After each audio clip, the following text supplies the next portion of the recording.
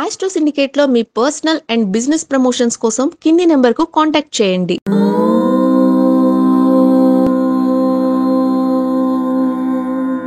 ఓం శ్రీ గురుభ్యో నమః. హరి ఓం. గంగే చ యమునే కృష్ణే గోదావరి సరస్వతి నర్మదే సింధు కావేరి జలేస్మిన్ సన్నిధిం కురు. అందరికీ నమస్కారం. మే 15వ తేదీ నుంచి మే 26వ తేదీ వరకు జరుగుతున్న మహా ఉత్కృష్టమైనటువంటిది, పరమ పవిత్రమైనటువంటి మనకి పుష్కరము వచ్చింది. సరస్వతీ నది పుష్కరం. గుప్తగామినిగా, అంతర్వాహినిగా పేరు పొందినటువంటి ఈ యొక్క సరస్వతీ తల్లి యొక్క పుష్కరం తెలుగు రాష్ట్రాల్లో త్రిలింగ దేశము అంటే మనకి ఆంధ్రప్రదేశ్లో ఉన్నటువంటి 2 శివలింగాలు మరియు కాళేశ్వరంలో ఉన్నటువంటి శివలింగం మధ్యలో ఉన్నటువంటి ఈ యొక్క ప్రాంతాన్నే త్రిలింగ దేశం అంటారు.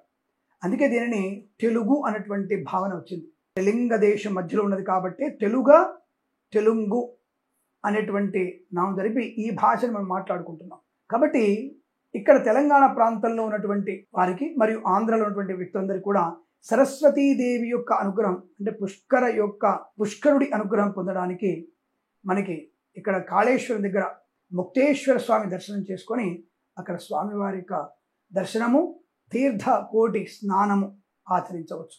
మరి ఈ యొక్క సరస్వతి నది అంతర్వాహిని కదా, మరి ఎక్కడెక్కడ అమ్మవారు రూపం కనబడుతుంది మనకంటే బదరికాశ్రమం దగ్గర, బదరిలో అక్కడ మనకి ఈ అమ్మవారి యొక్క ఉనికి కనపడుతుంది మనకి. అలాగే గుజరాత్ రాష్ట్రంలో కూడా ఒక చోట సరస్వతీదేవి ప్రభావం మనకు కనబడుతుంది. అమ్మవారి అక్కడ దృశ్య రూపంలో మనకు కనబడుతుంది. అలాగే కాళేశ్వరంలో కూడా గుప్తంగా ఉన్న అక్కడ సరస్వతి పుష్కరంగా చెప్పబడింది.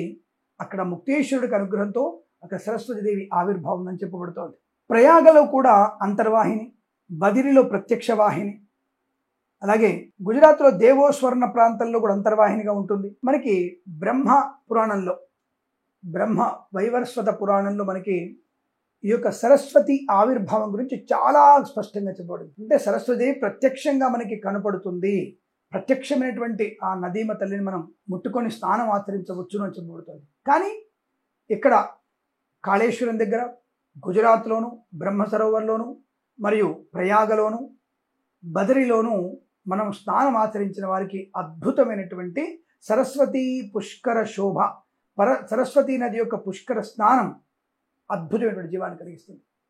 ముఖ్యంగా మనకి సరస్వతి నదుల యొక్క ఎలా ఏర్పడిందో తెలుసుకోవాలంటే మనకి విష్ణువు యొక్క పదఘట్టము నుంచి శివుడి యందు శిరస్సు అంటే శివుడి శిరస్సు యందు గంగమ్మ తల్లి జారి పడినప్పుడు ఆ యొక్క గంగమ్మ తల్లి ఉద్ధృతి 7 పాయలుగా మారిపోయింది. ఆయన జటాజుటంలో నుంచి 7 పాయలుగా మారిపోయింది.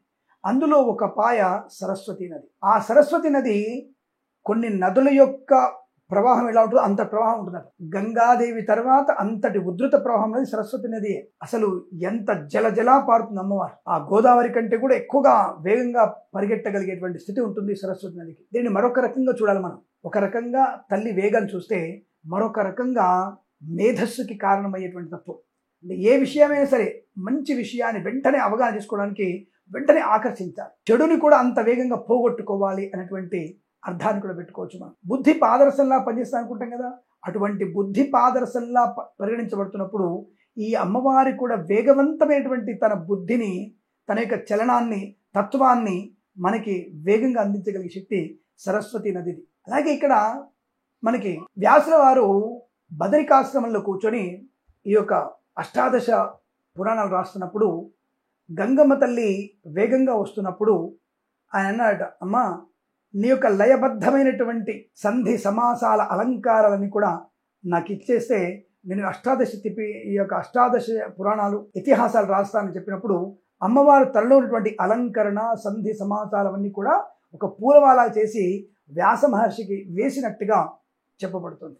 అయితే ఇక్కడ మరి అదొకటి కథలో ఉంది. ఇది మనకి వేదంలో స్పష్టంగా చెప్పబడింది.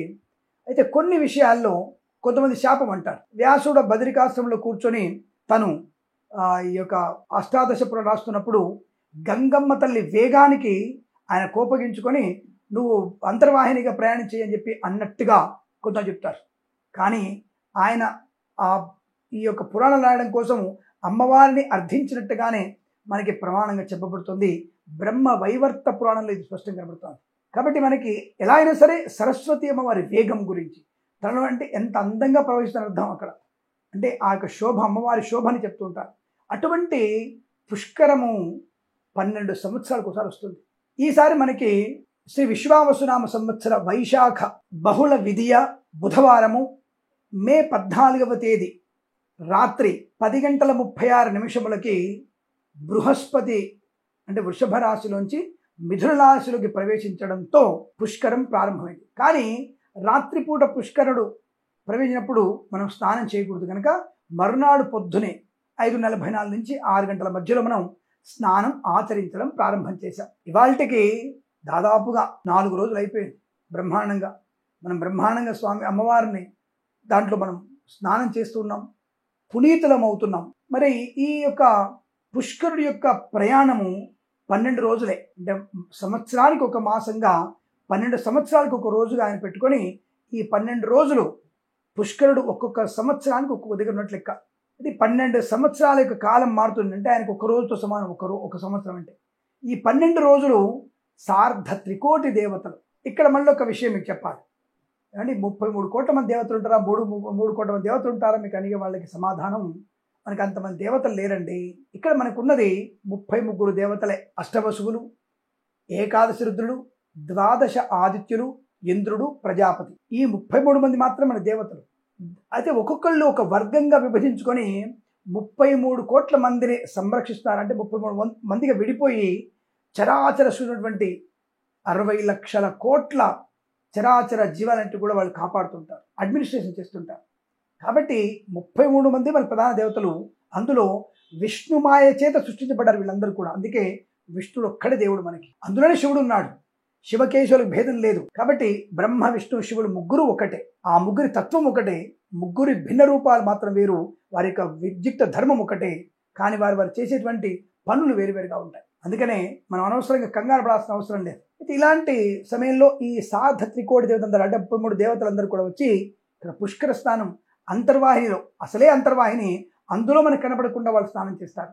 అటువంటి దేవతల యొక్క స్నానం ఆచరించిన పుణ్య సమయంలో మనం తల నిండా మునిగి ఆ స్వామిని మనం నమస్కారం చేస్తే విష్ణు స్మరణ, అలాగే సరస్వతి నామ స్మరణ చేస్తున్న వారికి అద్భుతమైనటువంటి పాప ఉపశమనం కలుగుతుంది, శరీర దుష్కర్మల నుండి విముక్తి కలుగుతుంది, మానసిక బుద్ధి వికర్మల నుంచి విముక్తి కలుగుతుంది అని స్పష్టంగా చెప్పబడింది. కాబట్టి ఎవరైనా సరే తప్పకుండా ఆయా క్షేత్రాల్లో 26వ తేదీ మే లోపల మీకు వీలైతే కాళేశ్వర స్నానం చేయండి. అందరికీ వెళ్ళడం సాధ్యం కాకపోతే కిక్కిరిసిపోయి మళ్ళీ ప్రమాదం తెచ్చుకుంటా. అయితే ఇక్కడ ఎవరైనా ఆ తీర్థస్థానాన్ని వెళ్ళిన వాళ్ళు ఒక చిన్న సీసాలో నీళ్ళు తీసుకొచ్చిన తర్వాత ఆ నీళ్ళల్లో కాసిన బకెట్లో పోసుకొని ఇంట్లో అందరూ కూడా మే 26 లోపు స్నానం ఆచరించండి. తద్వారా అందరికీ కూడా పుష్కర స్నాన యోగ్యత ఏర్పడుతుంది. ఇక పుష్కర స్నాన విధి ఏమిటి అంటే, పుష్కర స్నానం చేసేటప్పుడు నేరుగా వెళ్ళి డైవ్ చేయడం, జంపు చేయడం, మలమూత్ర విసర్జన చేయడం ఏమాత్రం పనికిరాదు. ఉమ్మి వేయకూడదు, ఆ నీళ్ళల్లో ఉమ్మి వేయకూడదు, గుర్తుపెట్టుకోండి. అలాగే దాని డైపులు కొట్టి స్విమ్మింగ్ చేయకూడదు. కేవలం ముందుగానే మనం ఆ నదీమతల్లి నీళ్లు తీసుకొని ఆచమనీయం తూర్పుకు అభిముఖంగా ఉండి ఆచమనీయం చేసి, అమ్మ నీ యొక్క పుణ్యమైనటువంటి స్నానాన్ని ఆచరించబోతున్నాను, నా కాళ్ళు తగులుతున్నాయి, క్షమించు తల్లి అని చెప్పేసి అమ్మవారికి నమస్కారం చేసి ఒక నదిలో చేయి పెట్టి గంగే చ యమునే కృష్ణే గోదావరి సరస్వతి నర్మదే సింధు కావేరి జలేస్మిన్ సన్నిధింకురు అనుకుంటూ ఆ నీళ్లు 3 సార్లు ప్రోక్షణ చేసుకొని ముందుగా ఒక మునుగు నిండా మునగాలి. మునిగి లేచి నాకున్నటువంటి సమస్త పాపకర్మల నుంచి విముక్తి కలగడానికి, సార్ధ త్రికోటి దేవతల యొక్క పుణ్యస్థానం ఆచరించే సమయంలో ఇటువంటి పుష్కర స్నానం చేస్తున్న నాకు, నా కుటుంబానికి, నా యొక్క లోకానికి సుఖము క్షేమము కలిగించాలని చెప్పేసి మరొక్క 3 సార్లు మునగాలి. మునిగేటప్పుడు గంగాయ నమః, సరస్వతి నమః అని పిలుచుకోవాలి. మనం నామస్మరణ చేసుకుంటూ మునిగి బయటికి వచ్చేయాలంతే. సబ్బు పెట్టుకుందామా, దాంట్లో షాంపూలు పెట్టుకుందామా, బట్టలు ఉన్నాయి వదిలేద్దామా, అది సమస్త పాపాన్ని కలిగిస్తుంది. ఉమ్మి వేసిన, మలమూత్ర విసర్జన చేసిన, ఎటువంటి వస్త్రాలు వదిలేసిన, దీపాలు కూడా వదిలేసిన పాపమే. ఇటువంటి పుష్కరాల్లో వదిలాల్సిన అవసరం లేదు. ఎక్కడైనా కార్తీక మాసంలో నీళ్ళలు వదలమని చెప్పారు తప్ప ఇటువంటి పుష్కర స్థానంలో వదలమని చెప్పలేదు, కాబట్టి వదలవలసిన అవసరము లేదు. అంటే కలుషితం చేయకూడదని అర్థం ఇక్కడ. అలా ప్రకృతిని మనం కలుషితం చేయకూడదు, శుద్ధిగా ఉంచుకో. అంతే తప్ప సబ్బులు పెట్టి షాంపూలు పెట్టి స్నానం చేసేది, ఉమ్మేసేది అలాంటివి లేవు. కాబట్టి మీరు స్నానం చేసి బయటకు వచ్చేసి బయట పిండుకోవాలి, బుడ్డలని బయట పిండేసుకొని ఆరేసుకొని మనం తీసుకొచ్చుకోవచ్చు హాయిగా, అక్కడ వదలాల్సిన అవసరం లేదు. అలాగే ఇంకొక విధి ఉంది. తల్లిదండ్రులు కనుక చనిపోయినట్టయితే తప్పకుండా మీరు తీర్థశ్రాద్ధం, పిండ పితృ తర్పణం, అంటే తల్లిదండ్రులకి పిండ ప్రదానం, తర్పణం కూడా తప్పకుండా చేయవలసిన అవసరం ఉంటుంది. సమంత్రోక్తముగా చేయండి, లేదా కాస్త నీళ్లు తీసుకొని పితృదేవతల తృప్తి కొరకు తిలతర్పణం కరిష్యే అని చెప్పేసి వారి పేరు చెప్పేసి నీళ్ళు వదిలిపెట్టండి. దానికి కూడా కొంత సంకల్పం ఉంటుంది. సంకల్పం చెప్పి నీళ్ళు వదిలిపేస్తే పితృదేవతలు తృప్తి పడతారు. ఇంకా మీకు పిండ పితృయజ్ఞం చేయగలిగితే అద్భుతం. అక్కడ బ్రాహ్మణులకి భోజనం పెడితే ఇంకా అద్భుతం.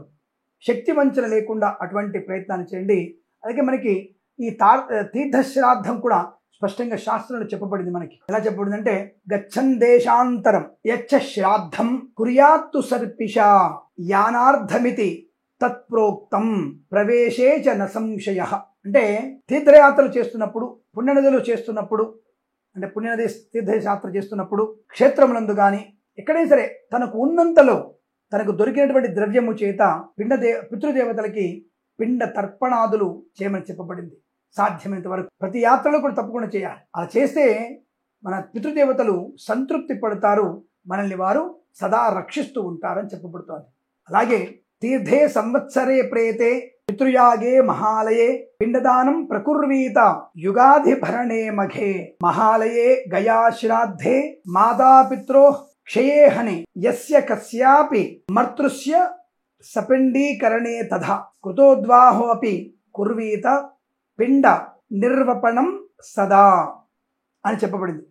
తీర్థయాత్ర శ్రాద్ధములందును సంవత్సరములోగా జరపబడేటువంటి మాతాపితృల ఏకోదిష్ట మాసికాది శ్రాద్ధములందును పితృలు సంబంధించిన యాగములందును మహాలయ పక్షి శ్రాద్ధములందును యుగాదుల యందును భరణి మఖ నక్షత్రములైన పిండ ప్రదానము చేయవచ్చును అని చెప్పబడింది. మహాలయ శ్రాద్ధమునందు గయా శ్రాద్ధమునందు తల్లిదండ్రుల ప్రత్యాబ్దికముల అందును ఎవరికైనా కర్మ చేయవలసి వచ్చిన సపండీకరణమునందున తాను వివాహము చేసుకున్న వెంటనే గాని పుత్రుల వివాహములు చేసి ఉన్నా గాని యథావిధిగా పిండములతో పైన పేర్కొనిన శ్రాద్ధములను ఆచరించవచ్చునని స్పష్టంగా మనకు చెప్పబడింది. కాబట్టి మీకు ఎటువంటి సంశయం లేకుండా ఇటువంటి పుష్కరాలలో కనుక మనం పితృదేవతలకి పిండ ప్రదానము తిలతర్పణం చేసిన అదృష్ట యోగమే. అంటే మీరు ఎక్కడ సంశయం అక్కర్లేదు. పెళ్ళయిందండి మొన్ననే చేయొచ్చా?